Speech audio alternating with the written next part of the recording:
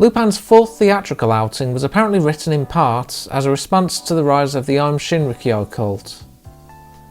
Think of Yakuza's Munan Chohepto Nast, but with less Shirei-PP and more general nastiness, such as the infamous Tokyo sarin attack, which occurred barely 2 weeks prior to this movie's release.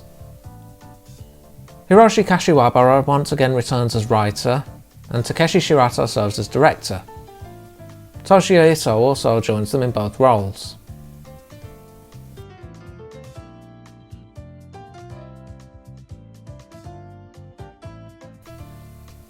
Yasuo Yamada had been in bad health for some time, and would pass away on the 19th of March 1995. As mentioned, he was rather attached to Lupin, having taken it hard when he was recast for Fuma Conspiracy, and allegedly wanting the character to die with him. Evidently, production managed to negotiate well enough to get him to agree to carry on with a new actor. One initial choice was Yoshito Yasuhara, who trained under Yamada and, oddly enough, voiced more of a Zenigata character in the form of Cat's Eyes Toshio. This consideration was likely also the reason he was cast as Arsène Lupin himself in Lupin Zero. The role eventually went to Kanichi Kurita, a comedian and impersonator who'd managed to incorporate Lupin's voice into his act. At one point he actually called Yamada up in character as Lupin, leading Yamada to call back and repeat the message while adding that he was Lupin. There is a slight difference if you're listening for it, but I could also be attributing that to having watched through a bunch of episodes and movies up to now, as honestly the voice itself is more or less dead on. Seeing as the TV movies have pretty much cemented the idea by this point, we also have a leading lady, or girl I suppose, in the form of Julia Douglas, voiced by Yumi Adachi. For the ending we have I Nod Suzuki, or Continuation of Love.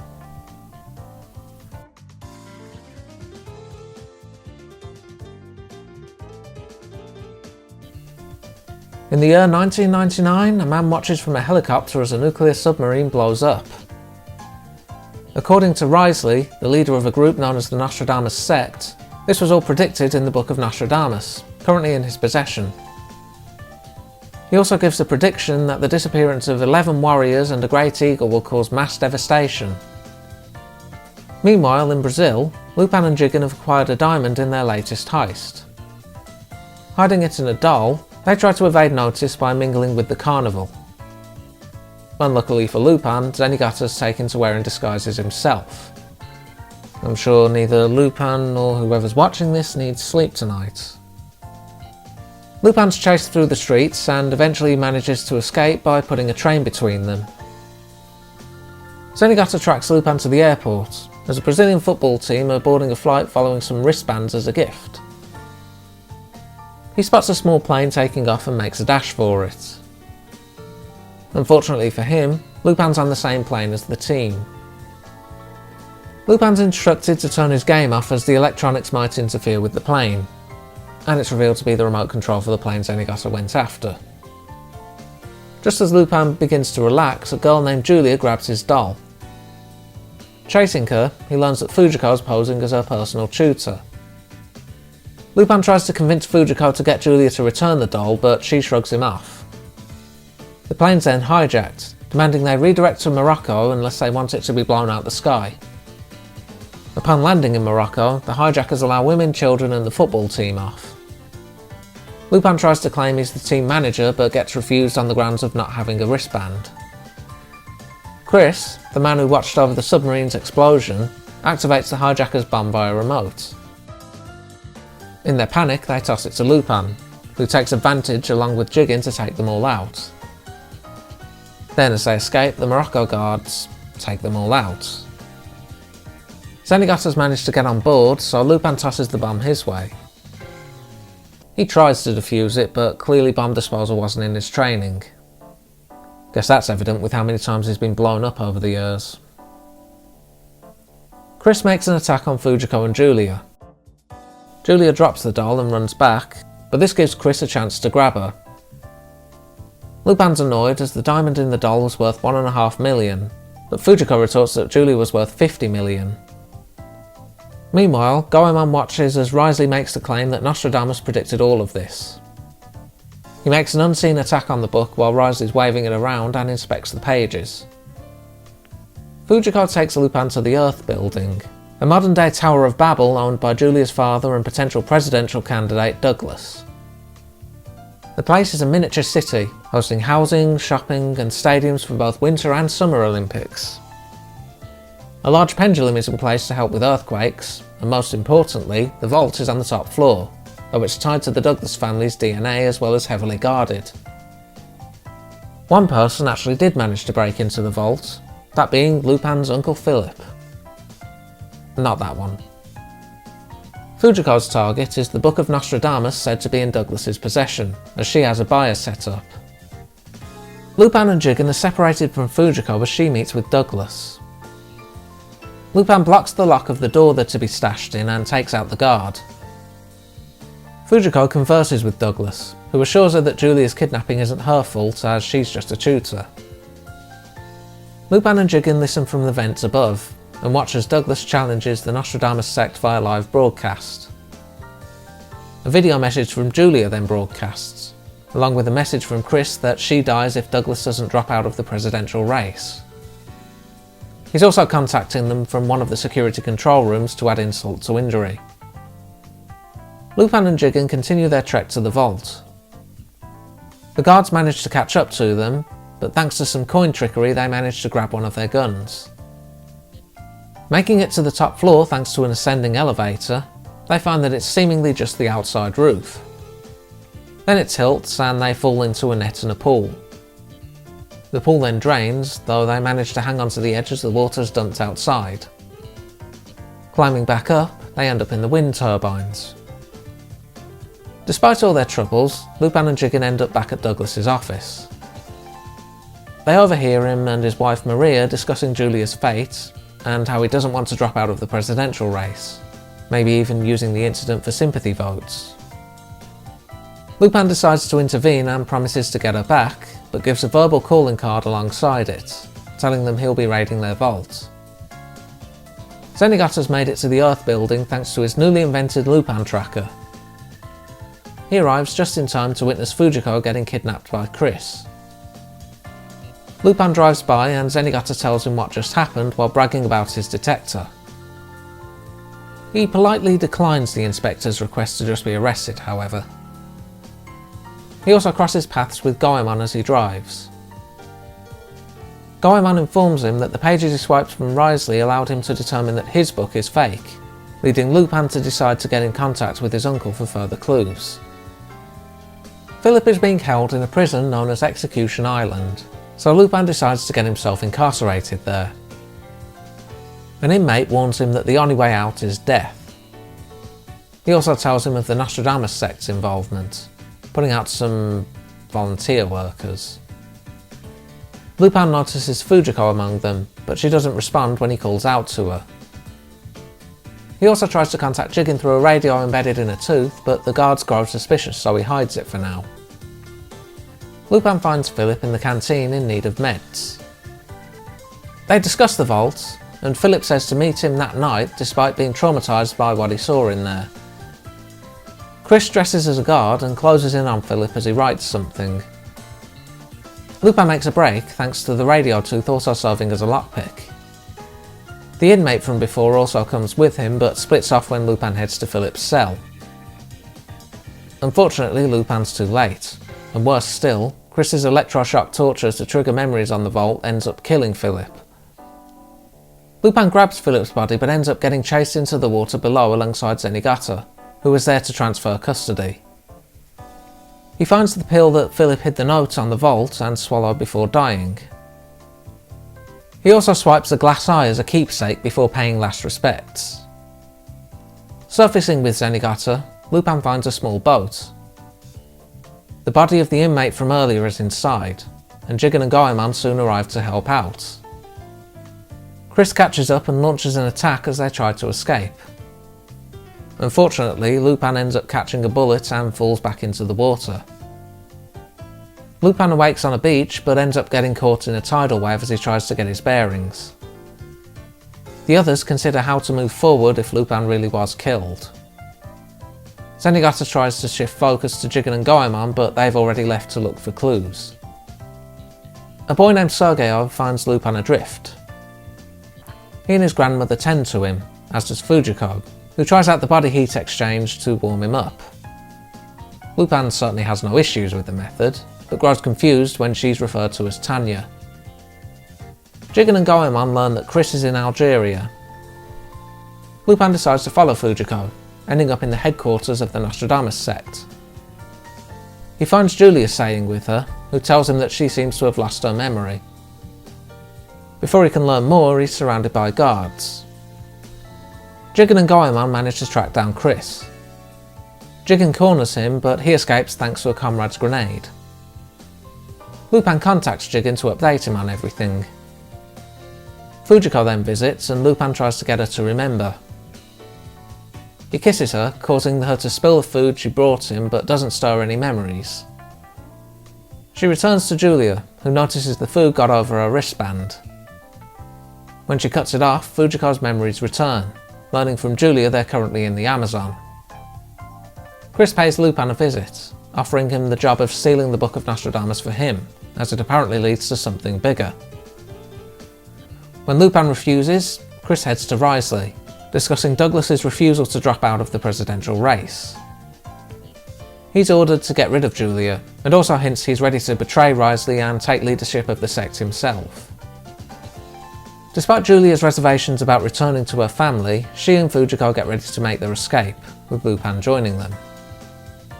They steal a boat that turns out to be Sergeyev's, though thankfully he's willing to help. The boat isn't in the best shape, so they hide to try and take care of the leaking. Fujiko shows Lupin the wristband, which contains a mind-controlled chip. The pursuers manage to find them, so Lupin counters with Sergeyev's fishing gear. A fishing boat's still not much match for military gear though, and Julia's kidnapped again. Jigen and Goemon also finally arrive on the scene. Sergeyev pleads with Lupin to rescue Julia, telling him his village was ransacked by the Nostradamus sect, with one of the victims being his younger sister. Refusing to give up the candidacy run, Douglas organises a search team for Julia, which just so happens to include Zenigata. His Lupin detector can be reprogrammed to find Julia, but he's reluctant to do so as it's all he has left of Lupin. At least until it picks up his signal again. The gang have returned to the Earth building, watching as Maria breaks down over Julia's kidnapping and her husband's seeming opportunism towards it. They also spot the same wristbands on the visiting football team that were used to control Fujiko. The gang move on to planning for the heist. Philip's note details a retina scan needed to enter, which was programmed into the glass eye that Lupin took. Chris enters the stadium and activates the football team's wristbands. They then start kicking balls around into the rafters, but the guards just shrug it off as training. Goemon's not so dismissive and cuts the bands loose. He also gets hold of one of the balls and discovers a bomb inside that's timed for 3 PM. Risley continues his Nostradamus predictions, pointing to the fall of the Earth building. Maria's joined the sect in an attempt to find Julia. The people in and around the tower start panicking in regards to the prediction, even with Douglas trying to assure them that the book in Risley's possession is a fake. Zenigata's detector picks up a signal on a man with a suitcase, who turns out to be one of Chris's henchmen. He flashes his badge to inspect and sneaks inside while the man is distracted. Julia's on the other side, though she thinks it's Lupin there to help. Of course, given how much Lupin disguises as Zenigata, it's a reasonable assumption.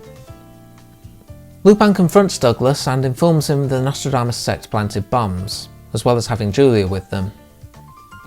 Meanwhile, Chris has decided to fly to the top of the tower to get to the vault, informing Risley he's done serving under him. With Julia on hand, the path to the vault opens. Risley's men engage in a shootout as Chris races to the vault, Maria realising the truth about Risley and Chris working together up till now. Inside the vault, Julie gives them special visors that are needed to access the main storage. Zenigata spots Lupin and Jigen climbing up to the vault themselves. Chris learns firsthand the vault has a failsafe built in that causes terrifying hallucinations. Making it to the vault, Lupin makes use of the eye and the visors. Risley's also still on the way, planning to use Maria as his personal retina scan, also taunting Fujiko about her lost 50 million. Lupin and Jigen get caught up in the same hallucination as Chris. Fortunately, Julia's on hand to help, providing a keycard that cancels the effect. Julia leads Lupin and Jigen inside, giving them the book. Risley finally arrives with his hostages in tow. Jigen tries to fire at him, but seeing as he's still in the vault, its security ends up countering, allowing Risley to take Julia captive too. Despite still being caught in the illusion, Chris reaches for a button on his watch that activates the bombs early. Julia grabs the book from Risley, but the floor gives way and she and Lupin are split from the others. Douglas tosses a parachute their way to aid in their escape. Thanks to the electronics shorting, Chris is free from the hallucination. He's also more than a match for Lupin physically. Julia attacks but gets thrown away. Chris turns his attention back to Lupin, but Lupin manages to get the upper hand thanks to the collapsing tower throwing Chris off. Chris ends up crushed under the vault as Lupin grabs Julia, parachuting further down.